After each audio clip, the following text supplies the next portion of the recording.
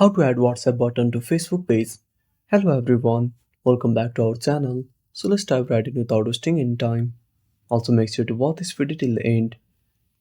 So first of all open up Facebook on a device. Now tap on three lines at the top right corner. Now tap on the arrow down button. Now select your Facebook page account. Now simply tap on your profile. Now tap on three dots.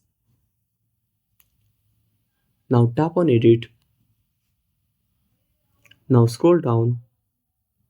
Now tap on WhatsApp number. Now under contact info, simply click on add WhatsApp number. Now enter the phone number. Now tap on send code. Now enter the code. Now wait for some time. Now click on done. Now tap on not now. Again tap on not now. Now make sure to enable the toggle for add WhatsApp button to your page. Now simply go back and click on save. Again go back.